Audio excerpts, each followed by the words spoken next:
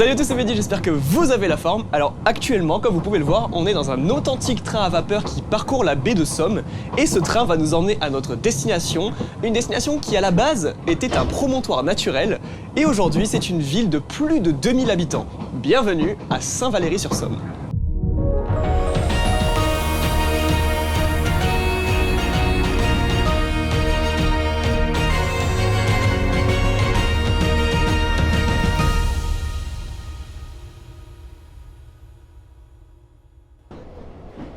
On dit que la beauté d'un lieu est éternelle, même quand celle-ci est marquée par les ravages du passé. Saint-Valery-sur-Somme, qui témoigne d'un riche patrimoine historique et culturel, a vu le jour au 5e siècle avant Jésus-Christ. Tout a commencé lorsque cette ville fut colonisée par les Grecs et les Celtes. S'en est suivi ensuite l'invasion des Vikings à la fin du 9e siècle, venus pour piller la région. Quelques siècles plus tard, elle a dû faire face à de nombreuses guerres, comme par exemple la guerre de 100 ans à la fin du XVIe siècle, et la ville a ensuite affronté des guerres religieuses entre catholiques et protestants. Les catholiques ont gagné la bataille et les protestants se sont fait massacrer. Elle a connu par la suite d'autres affronts comme la Révolution française en 1789, la guerre de 14-18, des tempêtes maritimes, des incendies, etc. Mais malgré tout ça, elle a réussi à survivre et la voilà prête à accueillir de nouveaux individus. Donc nous sommes maintenant avec Hervé. Bonjour Hervé. Bonjour. Et c'est notre expert en histoire locale qui va nous parler du passé de ce patrimoine. Donc qu'est-ce que vous pouvez nous dire déjà sur ça? Eh bien voilà, en fait on est arrivé directement dans le quartier des pêcheurs de la ville de Saint-Valery, donc l'authentique quartier du Courgain. Le Courgain parce que c'était les gens qui gagnaient peu, court petit et gain salaire. Donc petit salaire, petit revenu, donc petite maison. Et en fait on voit bien qu'on est dans un environnement avec des petites maisons, serrées les unes par rapport aux autres, très basses, assez colorées en fait voilà, donc qui témoignent de l'habitat des marins pêcheurs. Pourtant, ça n'est pas tout. Voilà qu'en contrebas de la ville se trouve le chenal de la Somme qui marque l'entrée du port de Saint-Valery et qui, 200 ans en arrière, était réputé pour son important trafic de marchandises. À travers ce port de commerce, on y voyait passer des draps de laine venus d'Angleterre, des tonneaux de vin qui remontaient du sud de la France ou bien du bois qui arrivait de la Norvège. Mais aujourd'hui, il s'agit d'un port de plaisance. On a donné des noms à nos célèbres marins qui ont combattu les Anglais sous la Révolution française et sous Napoléon. Et c'est pour ça qu'on a une succession de quais le long du chenal de la Somme, avec le quai Perret, le quai Lejoal, le quai Blavet ou le quai Violette. Ce sont tous des amiraux ou capitaines qui ont réussi à capturer des vaisseaux anglais, qui ont été blessés au combat, qui sont morts au combat glorieusement. Et d'où l'épopée de valéricaine de ces grands marins. D'accord. Ici, on est sur le site du Calvaire des Marins. C'était un lieu stratégique en fait où les femmes de marins montaient sur cette colline pour avoir un angle de vue à 180 degrés sur la baie de Somme.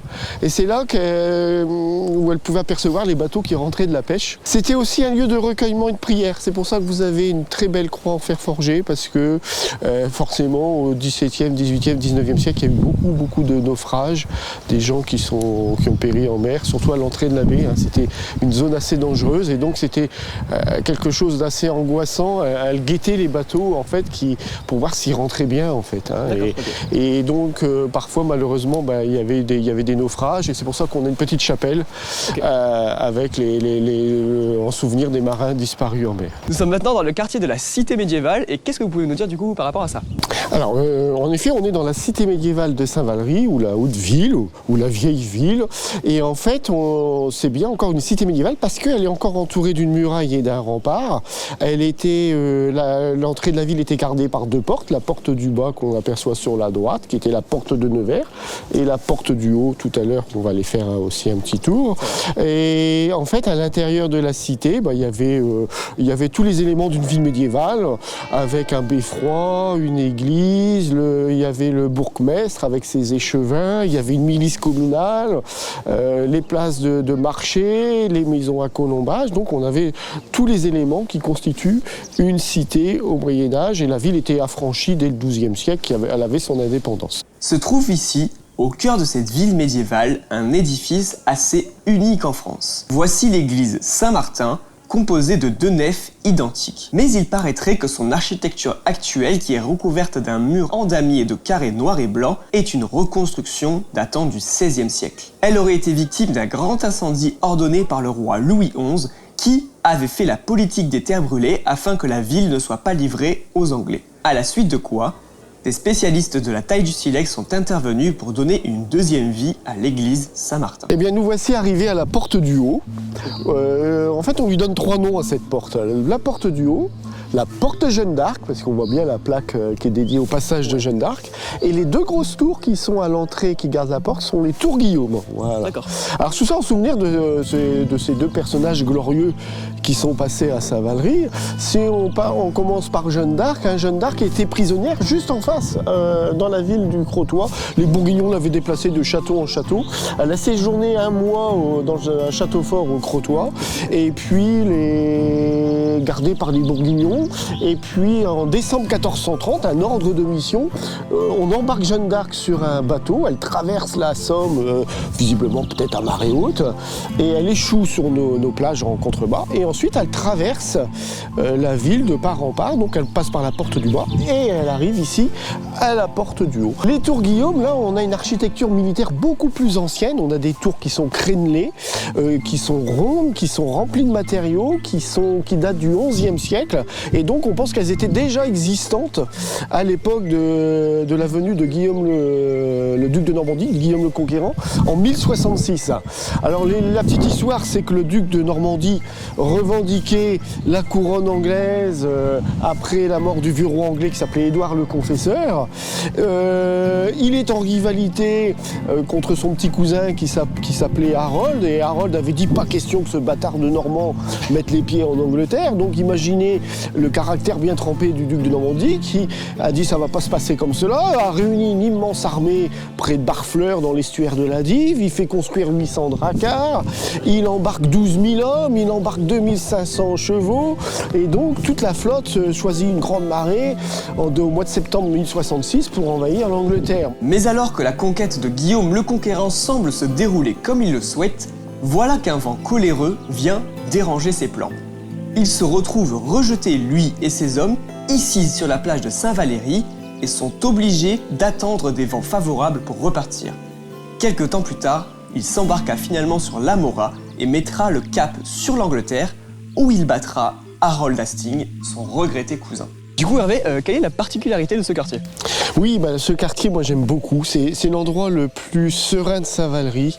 Il est magique, il y a une beauté, une sérénité des lieux. Et donc, cette chapelle, en fait, représente l'ancien tombeau de notre saint patron, Saint Valery, qui est venu, en fait, évangéliser cette région au 7e siècle.